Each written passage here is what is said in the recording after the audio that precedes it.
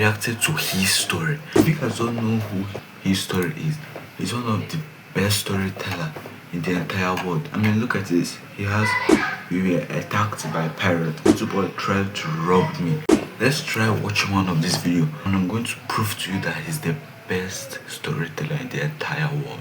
So I'm going to be watching I faked being the best runner. Let's see this. I broke a world record and became hated for it. My classmate Kaylee was diagnosed with cancer, and the life-saving surgery she needed cost too much for her family to afford. My school organized a marathon to raise money for her, and that's when I announced I would finish the marathon in under 2 hours and break the record to raise more money. Everyone laughed because I couldn't even finish the mile in gym class, but I said I'd spent all summer training with the best runners in Kenya. I repeated this until local news picked it up, and our county mayor showed up to school asking if I was really going to break the record. I said, I'm doing it for my classmate, and pulled up a video from Fiverr of random guys in Kenya claiming I ran with them in the mountains. He's the best we've ever seen. The mayor immediately announced if I broke the record, he'd fund the surgery. Kaylee looked at me like I was her hero. Now I just had to actually break the record. When race day came, the mayor was at the start line with camera crews. The gun went off, and we started running. I sprinted as fast as I could, immediately getting ahead of everyone else as they were going slow, pacing themselves. My heart raced as I sprinted and felt like I would pass out. But then at the 1 mile mark, I saw nobody in my rear view. No reporters, no classmates. Perfect. I quickly ducked off course and into the trees, where Kaylee and her dad were waiting with their car. I got in and we drove off. We spent the next hour eating chips and playing Kaylee's favorite games. Then 1 hour 43 minutes into the race, Kaylee's dad drove me to the bushes 2 miles from the finish line. I quickly checked that nobody was looking and ran back onto the course. I ran as fast as I could for the last 2 miles and came into view of the finish line at 1:57. Even from a distance, I saw everyone's shocked faces and cameras flashing rapidly. I crossed the finish line at 1 hour 59 minutes 45 seconds, exhausted. I collapsed to the floor, and the mayor had his hands over his head in shock.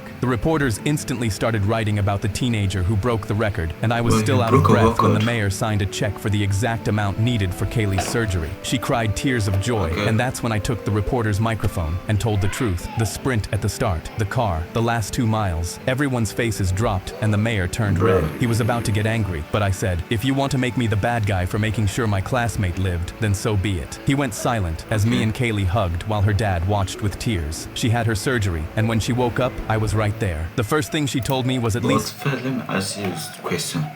Why is she freaking bold? Imagine you saw this in your dream and be like, So we are going to be watching I only had 2 hours to save them, okay?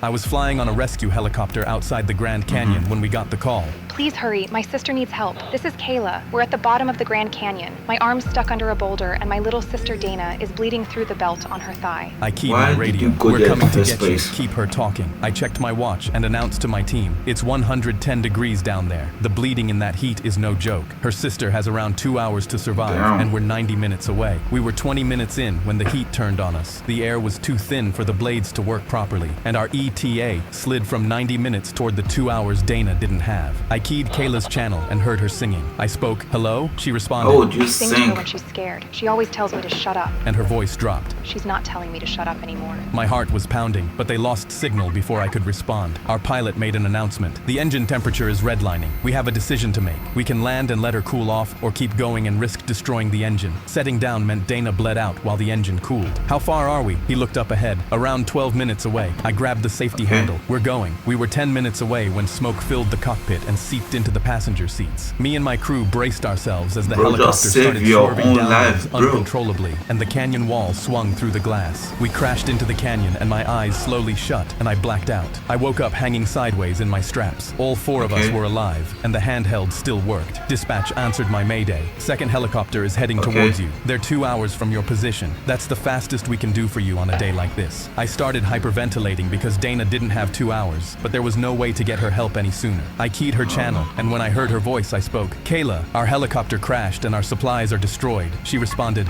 Okay, but Dana stopped answering me a while ago. I've been singing to her, but I think my little sister is gone. I pressed my forehead against my knees and she kept speaking. It's so hot down here. Can you come sooner? I don't know how much longer I can hold on. My eyes filled with tears. Kayla, the next crew is 2 hours out. I was flying. Bro, dude didn't even finish the story. We're going to watch My Grandma Found a Lucky Bug. My grandma walked out into the open Bro, is street that with your her eyes grandma? closed. A bus was seconds away from hitting her, and I screamed her name and sprinted towards her, but suddenly, the bus disappeared. I stood there frozen in shock. How She did the laughed bus and held out disappear? her hands to show me her bug. This is a lucky cricket. It protected me. I laughed. Grandma, what are you talking about? She whispered. I know a lucky charm when I see one. My heart was pounding with adrenaline because I couldn't understand what was going on, and it felt like my grandma was pranking me. I held out my hands for her to give me the cricket. Aight, let me test this out for myself. I walked into the corner store with no cash and grabbed a soda. Before I reached the counter, strangers started pressing cash into my hands, 20s and 50s, more than I could hold. A guy by the door spun his keys on his finger. Been wanting to give my BMW to somebody who deserves it for free. Give back to the world, you know? You want it? Grandma stayed by the door, not smiling now. With great power comes great responsibility. Don't abuse it. But I was already... Hey man, that is from Spider-Man. The one part where Spider-Man was like, with great powers comes with great responsibility. So let's just continue. Spinning the BMW keys around my finger. I backed onto the sidewalk, telling her I was keeping it forever. I was gloating so hard I didn't feel the cricket slip out of my fist. I stepped off the curb and felt something pop under my heel. Ouch. I lifted my shoe and the cricket was flat on the concrete. I laughed. Guess it was just a regular bug. But when I turned to Grandma, she wasn't laughing. She'd gone gray, backing toward the house, whispering the same words over and over. I shrugged and thought she was just being dramatic. But that night, as I was lying in bed, I heard a heavy knock on my bedroom door. Suddenly, my room went dark, and the candle beside my bed extinguished. Goosebumps went up my arms, and the door began to creak open, and I knew it was for me. Bro, this was for him. We're going to watch A Train Was Coming. I was on the school bus heading home when the bus driver suddenly grabbed his chest and let out a painful grunt. He slumped forward over the controls, and the bus powered off under his weight. We stopped dead on the train tracks, unable to move. I panicked and immediately ran to the front, pressing my finger to his wrist. He barely has a heartbeat. Suddenly a kid screamed, and when I looked down the tracks, I saw a train far off in the distance heading our direction. I knew this track was only for automated cargo trains, meaning it wouldn't be slowing down. We needed to get out. We tried to move the driver off the controls to start the bus. He's like 300 pounds, he won't move. I gripped my head in horror as the train got closer, and then I heard a bang behind me. Brian had punched through the back window and was screaming for everyone to get out. We climbed through, and the second my feet hit the gravel, I grabbed my chest, breathing again. We'd made it, but the train was closer now, and the driver was still slumped behind the wheel. We looked around at each other, and I screamed, "We have to push." Brian shook his head. "What if we're not fast enough and the train runs over us?" But I threw my palms against the back of the bus and pushed. That's why everyone has to help so that doesn't happen. All my classmates started pushing the bus, all of us risking our lives, but the wheels were jammed against the rails and wouldn't roll. So first of all, there is a driver right there and he slept off the bed. I know there's a train coming. Instead of you to run for your freaking life, no, you just stay there and push. Okay, let's just watch and see what happens. I screamed, "Everyone lift." All 20 of us got our hands under and lifted. My back screamed in pain, but the bus came off the ground. Dude, these kids think they are Superman or Shazam. Okay, they're not for talking. Now every second person let go and start pushing. 10 kids let go, and the pain doubled across my back. They pushed, and the bus rolled off the rails. I let go and screamed, "Now everyone push." My vision blurred, my veins popped. The train horn blazed, but we shoved the bus clear and jumped back from the tracks, right as the train drove by. I dropped to the grass, heaving. The bus driver was still slumped in his seat, but we'd risked our lives for him. He was alive. I was on the school bus. Bro, he literally fell down. How is he alive? Okay, I think my sister is kind of like, okay, no, let me try to stop it there.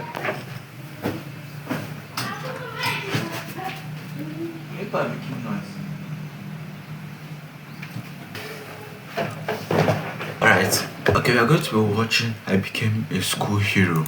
The principal slapped the vending machine. This thing isn't getting refilled until every last snack in it is finished. The entire cafeteria groaned because it was filled with off-brand chips and gummies nobody even wanted. I raised my hand. I volunteer as tribute. Everyone turned to face me, and I kept going. I weigh 430 pounds. Eating is what I'm good at. I got it. Then move with me, can't carry that.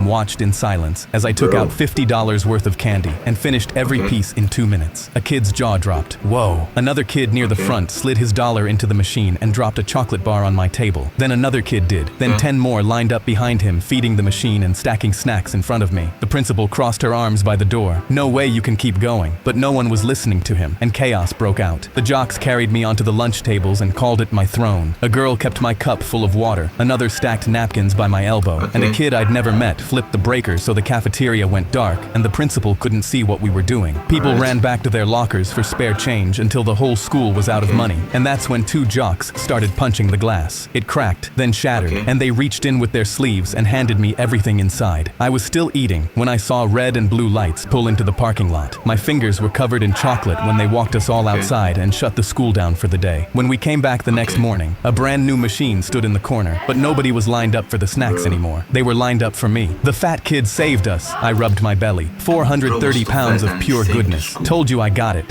Hey guys, that will be end for today. If you want me to react to more stories like Zack the Films and the rest of them, just comment down below. My name is Daniel and I'm out.